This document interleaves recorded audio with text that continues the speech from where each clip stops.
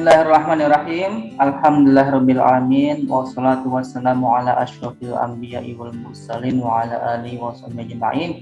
Rabbi shrah li sadri wa yassir li amri wahlul 'uqdatam min lisani yafqahu qawli, amma ba'du. Assalamualaikum, good evening everyone. Waalaikumsalam. Good evening. Yang kami hormati Bapak Andri Purwanto selaku dosen pembimbing bagi mata kuliah Translation. Perkenalkan, kami dari kelompok 9 yang beranggotakan dari Erika Putri. Halo Erika. Hai. Kemudian Herbayu Rama Aritya, saya sendiri. Selanjutnya ada dari Sutri Rianti. Halo Sutri. Halo.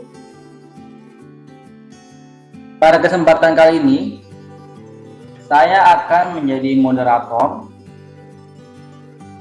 Kelompok kami akan mempresentasikan tentang figurative language, euphemism, dan simile.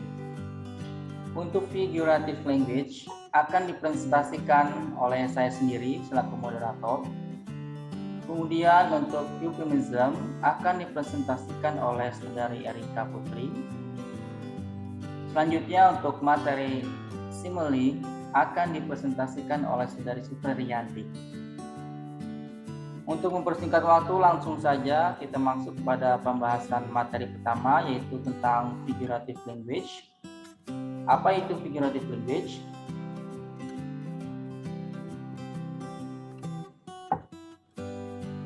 Figurative language is phrasing that goes beyond the literal meaning of words to get the message or point across.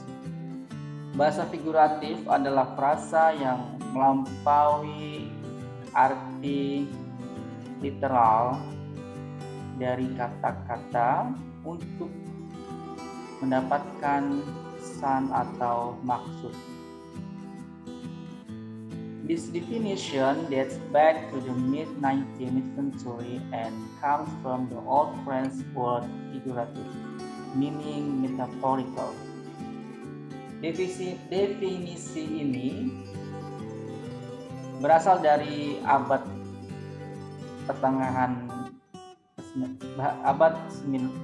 ke-19 dan berasal dari the Old French word, dari kata Prancis kuno, yaitu figuratif, meaning metaphorical, yang berarti metaforis. This allows the reader to gain insights into your work. Ini memungkinkan pada pembaca untuk mendapatkan wawasan baru kepada karya milikmu. While there are 12 common types, the 5 main branches of the figurative tree include metaphors, similes, personification, hyperbole, and symbolism. Sementara untuk figurative language itu sendiri ada 12 types, 12 macam yang umum, dan 5 cabang yang utama dari figurative language ini adalah termasuk di dalamnya itu ada metafor, similes, personification, hyperbole, dan symbolism. Selanjutnya, a few examples of the 5 main branches. Ini adalah beberapa contoh dari 5 cabang utama figurative language. Yang pertama ada metaphors, contohnya time is a thief. Yang kedua ada simile, brave as a lion, berani seperti singa. Yang ketiga adalah personification, the sun greeted me this morning, matahari memberikan salam kepadaku pagi ini. Yang keempat, hyperbole, is no louder than a freight train, kamu menempur lebih keras daripada suara freight train, kereta barang. Yang kelima adalah dari symbolism, incorporating a red rose in your writing to symbolize love. Memasukkan setangkai mawar merah ke dalam tulisanmu untuk symbolize, menyimbolkan atau mewakili love, tentang cinta. Nah, kali ini saya akan menjelaskan sedikit tentang kelima contoh ini. Yang pertama untuk metaphors. Metaphors itu sendiri adalah digunakan untuk membantu menggambarkan hal-hal dengan jelas dengan cara membandingkan satu hal dengan hal yang lainnya yang memiliki ciri-ciri atau sifat yang sama. Di sini contohnya adalah time is a thief, waktu adalah pencuri. Nah, di sini dia mencoba membandingkan antara waktu dan pencuri yang keduanya ini sebenarnya memiliki kesamaan. Kesamaannya itu adalah dari sisi waktu. Waktu itu akan berlalu tanpa kita sadari. Seringkali waktu itu berlalu begitu aja tanpa kita sadari. Dan untuk thief, untuk pencuri itu mencuri sesuatu hal atau barang, maka korban pencuriannya itu tidak akan menyadari bahwa dia itu telah tercuri. Jadi kesamaan di sini adalah sama-sama ada kesamaan hilang atau berlalu tanpa disadari. Jadi di sini ada seperti pesan kalau waktu itu ya tanpa kita sadari itu hilang, gitu. Seperti barang kita yang dicuri, gitu. Kita nggak sadar tuh, sering sekali kayak gitu. Dan yang kedua adalah simile. Contohnya brave as a lion, berani seperti singa. Untuk simile itu sendiri adalah digunakan untuk membandingkan dua hal yang dia itu membandingkannya secara langsung, dan ciri-cirinya itu dia biasanya ada kata-kata penghubung seperti as atau like, yang artinya itu dalam bahasa Indonesia seperti atau bagaikan. Nah, di sini dia tuh hampir sama persis kayak metaphors. Metaphors sama-sama membandingkan, simile juga sama-sama membandingkan. Cuman untuk simile itu dia membandingkannya dia itu secara langsung pakai kata penghubung as atau like. Makanya ada yang bilang simile ini bukan hanya dia majas pembanding, tapi disebut juga dia majas perumpamaan karena ada kata as atau like, seperti atau bagaikan. Jadi dia seolah-olah mengumpamakan satu hal itu serupa dengan hal yang lain. Di sini contohnya brave as a lion, berani seperti singa. Jadi perbedaannya hanya ada pada kata penghubungnya aja. Kalau metaphors nggak ada kata penghubung, dia nggak secara nggak langsung dia membandingkannya. Tapi kalau simile dia ada kata penghubungnya as atau like. Nah, apa kaitannya antara brave dan lion? Sama-sama kita ketahui kalau lion itu dia punya julukan raja hutan, di mana raja itu pasti punya otoritas, punya wewenang, punya kuasa penuh atas bawahannya atau atas penduduknya. Jadi nggak ada tuh yang berani sama raja. Kalau udah dia punya kekuasaan full sebagai raja, maka dia itu beraninya itu benar-benar berani gitu. Di sini brave, di sini berani, benar-benar ada kata penekanan. Dia itu nggak takut terhadap resiko atau nggak takut terhadap bahaya.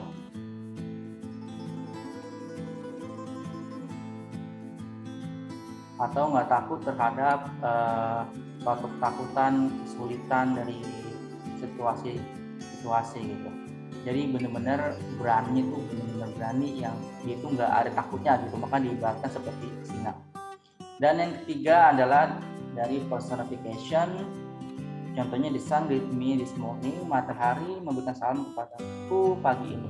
Nah, untuk personification itu sendiri adalah dia tuh untuk mengibaratkan sifat manusia itu ke dalam benda-benda atau di luar manusia. Di sini kan sun itu matahari itu dia benda mati. Nggak mungkin matahari memberikan salam karena karena dia nggak punya nggak hidup gitu, dia nggak punya mulut gitu. Yang kita ketahui kan salam itu biasanya ya dengan bilang selamat pagi, selamat siang, atau hai, apa kabar gitu. Nah, di sini ada sifat kemanusiaan, memberikan salam yang hanya bisa dilakukan oleh makhluk hidup, diberikan kepada sun, yaitu benda mati.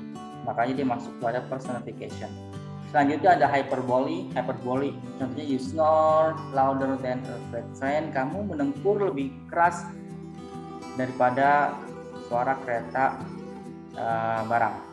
Nah, untuk hyperbole ini dia itu gaya bahasa yang melebih-lebihkan atau membesar-besarkan daripada kenyataan sebenarnya. Jadi kalau kita bayangkan, nggak mungkin suara dengkur seseorang atau ngorok seseorang itu lebih keras daripada suara kereta barang, nggak mungkin. Kita tahu sendiri kereta itu suara mesinnya kencang banget, suara sirenenya itu kencang banget. Jadi ini untuk melebih-lebihkan aja ya. Kalau bahasa gampangnya itu di kita itu lebay gitu, melebih-lebihkan. Nah, selanjutnya ada symbolism. Contoh, incorporating red rose in your writing to symbolize love. Untuk simbolisme ini sendiri adalah itu digunakan untuk melukiskan sesuatu dengan menggunakan simbol untuk menyatakan maksud tertentu. Nah, simbolnya itu dia biasanya menggunakan dengan benda, tumbuhan, hewan atau apapun yang lainnya yang itu bentuknya simbol, tapi dia itu sudah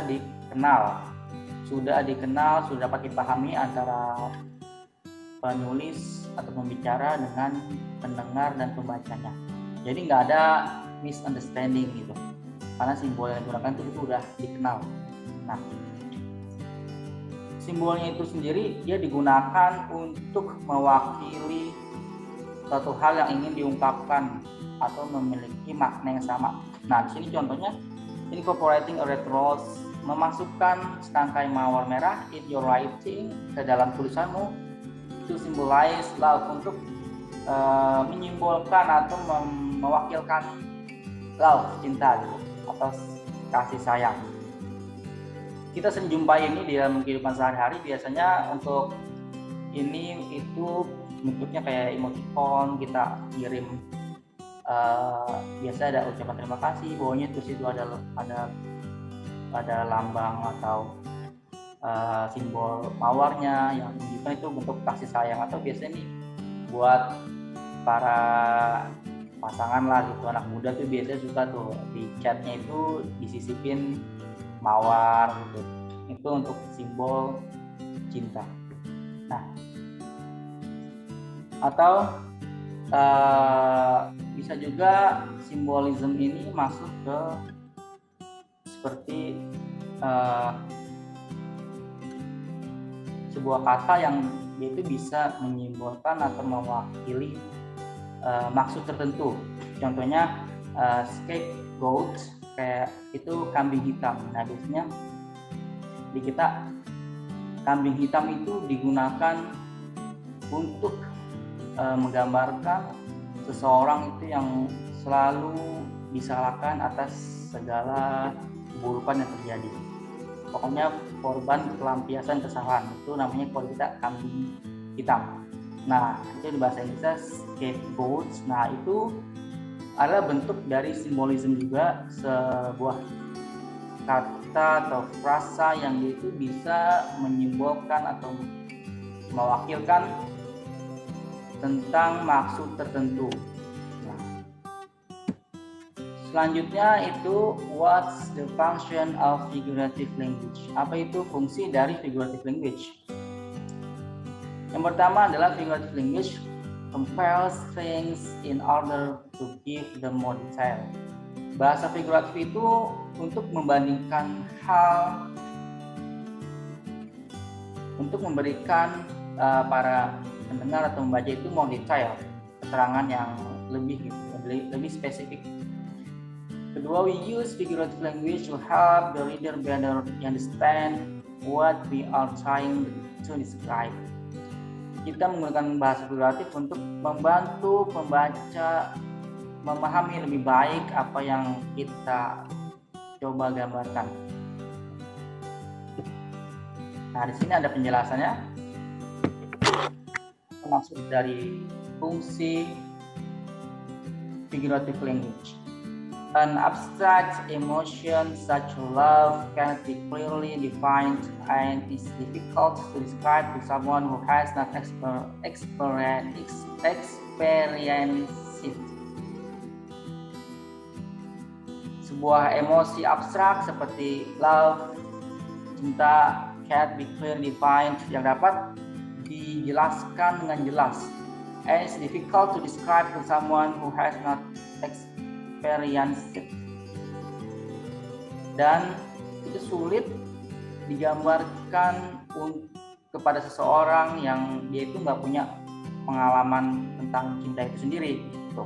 Karena sifatnya abstrak, makanya nggak bisa dijelaskan dengan secara literal, gitu, secara tekstual dijelaskan langsung itu nggak bisa, gitu. Makanya butuh adanya pembanding menggunakan bahasa figuratif. Figurative language can be used, however, to explain abstract emotions such as love, grief, envy, and happiness.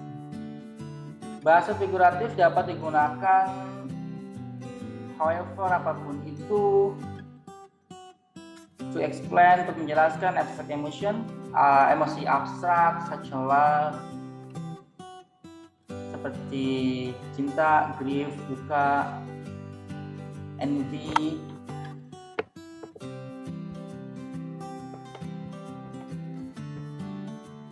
iri, and happiness, kebahagiaan. The statement love is blind. Nah, ini contohnya nih. The statement love is blind, statement ungkapan itu ada love is blind. Ini terkenal banget nih. Love is blind, cinta itu buta. Sering nih kita temuin di sehari-hari.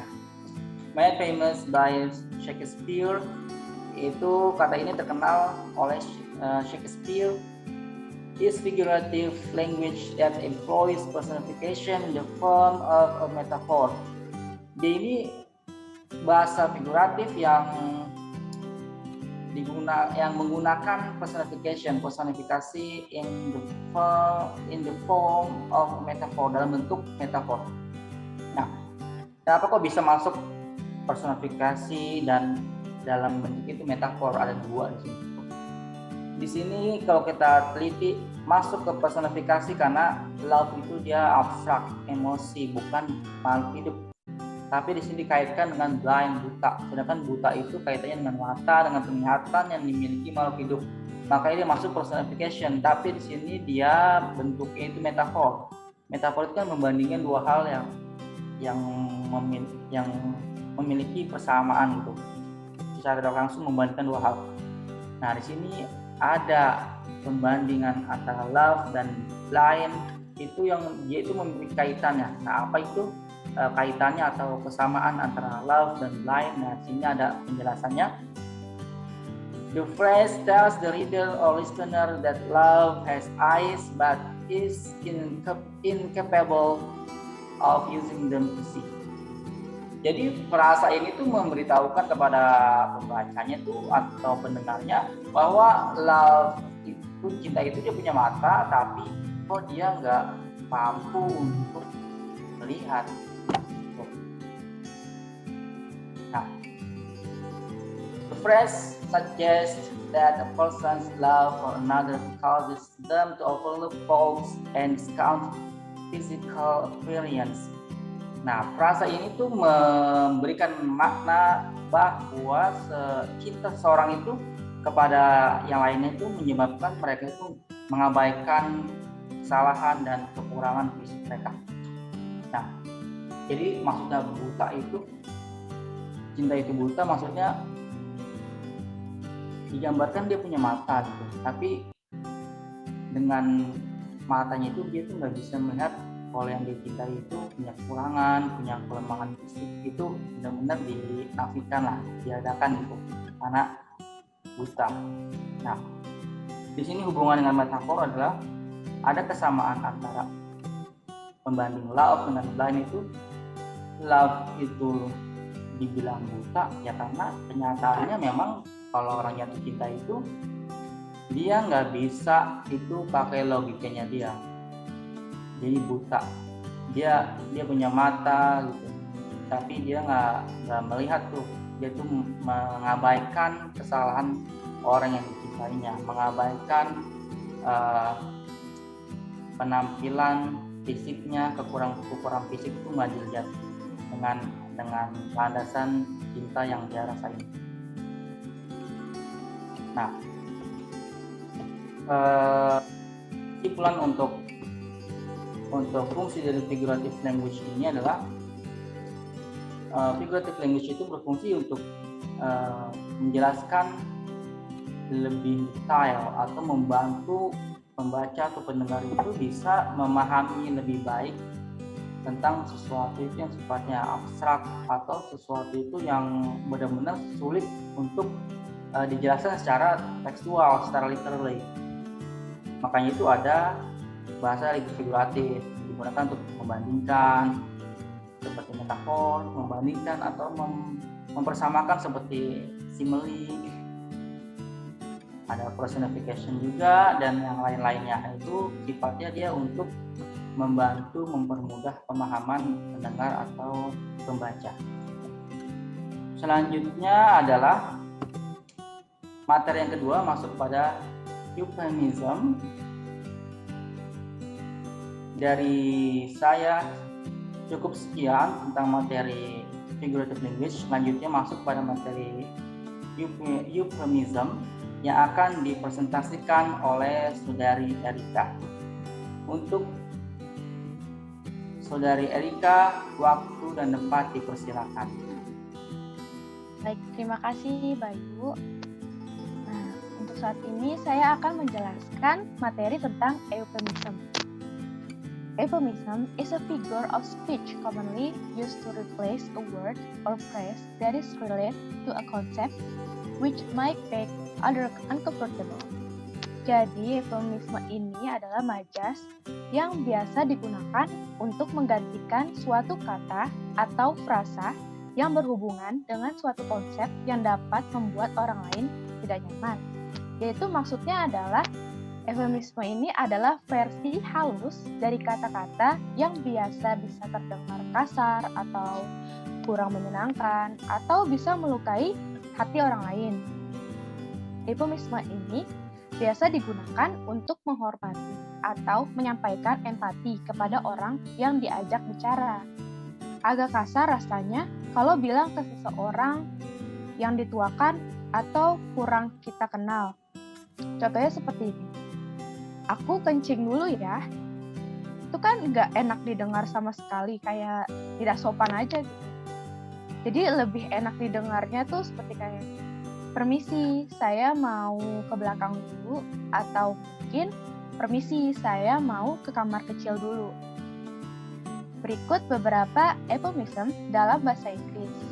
Euphemism sebaiknya tidak digunakan untuk sikon biasa, karena jika salah diterangkan, bisa mengurangi efek ungkapan yang akan kita sampaikan. Berikut contohnya yaitu ada pre-owned atau second hand. Artinya barang bekas. Contohnya bisa dilihat for sale pre-owned branded shoes, good condition and come with a box. Dan contoh selanjutnya burn in the oven, meaning pregnant, artinya hamil. Contoh kalimatnya, you shouldn't be lifting heavy boxes, you got a bun in the oven. Dan contoh selanjutnya, between jobs, meaning unemployed, artinya menganggur atau tidak bekerja. Contohnya, he's not doing anything, he's between jobs. Dan contoh selanjutnya, yaitu ada let you go, meaning sick or fire you, artinya memecat kamu. Contoh, I'm so sorry, but I have decided to let you go. I wish you well. Dan untuk selanjutnya ada example of euphemism for that. Ini salah satu abstraksi yang paling umum untuk digantikan oleh eufemisme adalah kematian. Berikut adalah beberapa contoh eufemisme yang digunakan untuk menyatakan kematian.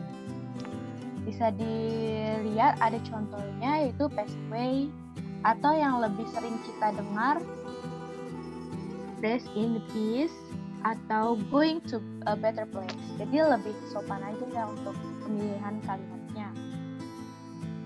Dan untuk setelahnya ada writing euphemism. Euphemism is a useful literary device for writers. This figure of speech allows a writer to address potentially sensitive, offensive, or unpleasant subject in a more delicate or less damaging. Itu maksudnya adalah eufemisme ini adalah perangkat sastra yang berguna bagi penulis. Kiasan ini memungkinkan penulis untuk membahas subjek yang berpotensi sensitif, menyinggung, atau tidak menyenangkan dengan cara yang lebih halus atau tidak terlalu merusak daripada kata-kata atau frasa literal. Selain itu, eufemisme ini dapat menambah sifat puitis tulisan sebagai sarana untuk menggambarkan sesuatu secara lebih kiasan. Mereka juga dapat mengangkat prosa penulis. Sekian penjelasan eufemisme dari saya. Untuk selanjutnya saya Wahyu untuk mengalihkan. Terima kasih kepada Saudari Erika yang telah mempresentasikan tentang materi eufemism. Untuk materi selanjutnya adalah simile yang akan dipresentasikan oleh Saudari Sutriyanti. Untuk Sutriyanti, waktu dan tempat dipersilakan. Baik, terima kasih Wahyu untuk kesempatan dan waktunya. Saya akan menjelaskan tentang simile yang tadi sudah dijelaskan sedikit oleh Wahyu. Simile is a figure of speech that compares two different things in an interesting way using words like or as. The purpose of a simile is to spark an interesting connection in a reader's or listener's mind. A simile is one of the most common forms of figurative language. Simile examples can be found just about anywhere, from poems to song lyrics, and even in everyday conversation. Next.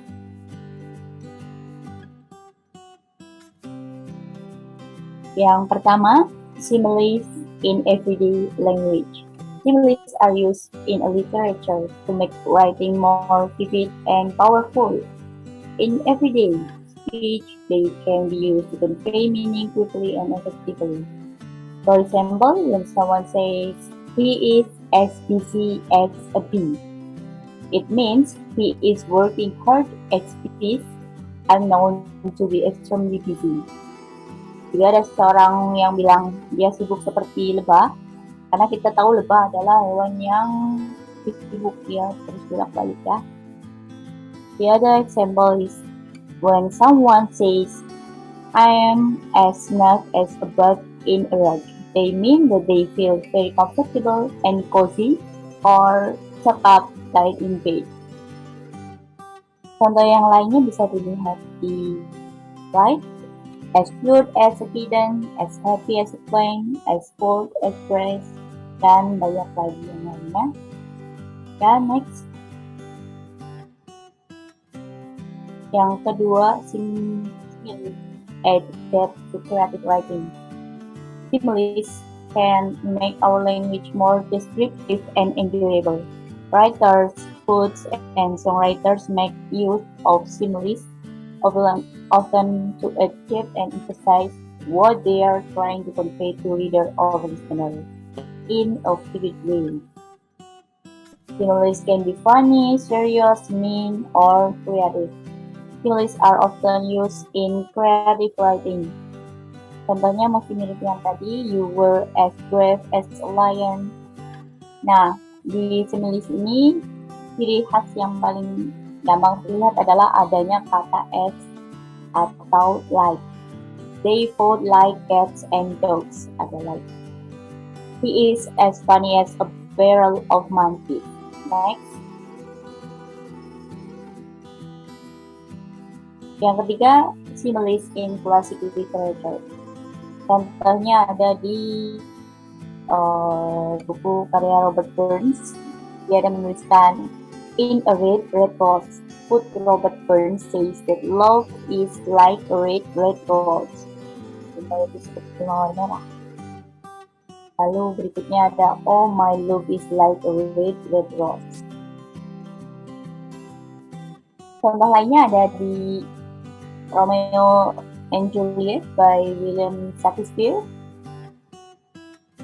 Another example of a simile can be found in Shakespeare Romeo and Juliet when Romeo talks to Mercutio before the Capulets party. He talks about a pain of love, saying that it pricks like thorn. Is love a tender thing? It is too raw, too rude, too boisterous, and it pricks like thorn. Ada like-nya, jadi memang itu ceritanya. Oke, next. Similes in song lyrics. Di sini saya hanya menuliskan 2 contoh, sebenarnya ada banyak.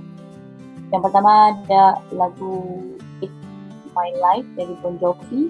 My heart is like an open highway. Yang berikutnya ada A Hard Day's Night dari The Beatles. It's been a hard day's night and I've been working like a dog. Ya, itu adalah sedikit tentang similes yang dapat saya sampaikan dalam presentasi ini. Waktu kembali saya serahkan kepada moderator. Terima kasih. Terima kasih kepada Saudari Sutrianti yang telah mempresentasikan materinya tentang simile. Dan terima kasih kepada para audiens yang telah menyaksikan atau menonton presentasi kelompok kami. Saya selaku moderator mewakili kelompok 9. Mohon maaf sebesar-besarnya jika ada kesalahan ataupun kekurangan baik dalam bentuk materi atau dalam bentuk penyampaiannya yang kurang pas atau ada kesalahan dalam materinya. Mohon dibukakan pintu maaf sebesar-besarnya.